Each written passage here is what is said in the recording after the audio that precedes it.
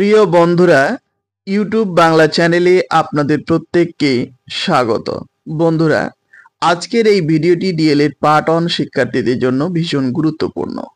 আজকের এই ভিডিওতে আমি আলোচনা করব আপনাদের পার্ট 1 ফাইনাল পরীক্ষার কথা মাথায় রেখে বাংলা বিষয় থেকে যে আমি সাজেশন আপলোড করেছিলাম, সেই সাজেশনেরই 7 মার্কের একটি প্রশ্নের উত্তর। এই প্রশ্নটি কিন্তু এবছরের জন্য ভীষণ গুরুত্বপূর্ণ। প্রশ্নটি হচ্ছে, সরব পাঠ কাকে বলে? এই পাঠের সুবিধা ও অসুবিধা লিখুন। প্রশ্নটি 2017, 19, 19, 21, 20, 22 প্রশ্নটি দিয়েছি। প্রশ্নটি কিন্তু ভীষণই গুরুত্বপূর্ণ। উত্তর রয়েছে সরব পাঠ। যে পাঠে রব বা ধ্বনি সৃষ্টি হয় তাকে বলে সরব পাঠ। প্রাথমিক স্তরে ভাষা শিক্ষার ক্ষেত্রে সরব পাঠ একান্ত অপরিহার্য, কারণ সে সময় তারা পাঠ দক্ষতা অর্জন করে আদর্শ পাঠের উপযুক্ত হয়ে ওঠে। যথাযথ পাঠের মাধ্যমে নির্ভুল উচ্চারণে ভাবনার প্রকাশ ঘটায়।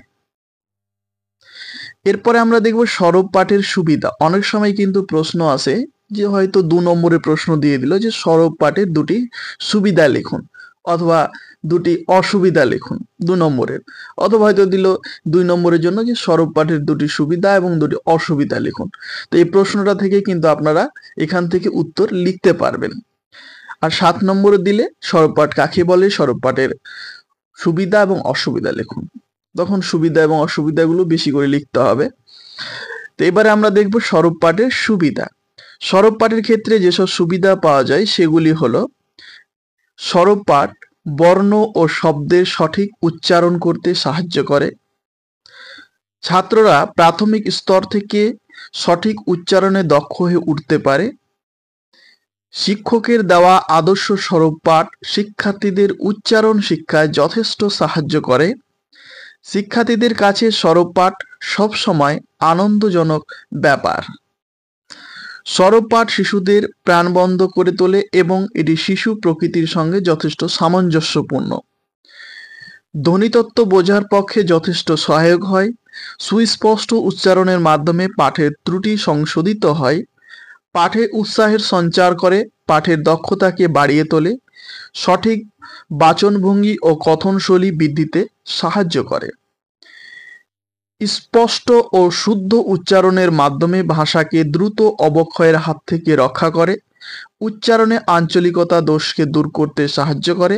ছন্দ ও জ্যোতিচিহ্নগুলির যথাযথ ব্যবহারে দক্ষ করে তোলে। এরপরে আমরা দেখে নেব সরব পাঠের অসুবিধাগুলো। সরব পাঠের ক্ষেত্রে কয়েকটি অসুবিধাও চোখে পড়ে। সেগুলি হলো, সরব পাঠের জন্য বেশি সময়ের প্রয়োজন। সরব পাঠে অতিরিক্ত শ্রম ব্যয়িত হয়, ফলে শরীরে অবসাদ আসে। অন্যের পড়াশোনা চিন্তাভাবনা ও কার্যক্রমের ব্যাঘাত সৃষ্টি করে। হইচই গোলমেলের মধ্যে ভুল উচ্চারণ ধরাও কষ্টসাধ্য ব্যাপার। সমবেত সরব পাঠে ছন্দ ও জ্যোতিচিহ্নের ভুল ধরা যায় না। এতে শিক্ষার্থীদের মনোযোগ সবসময় নাও থাকতে পারে।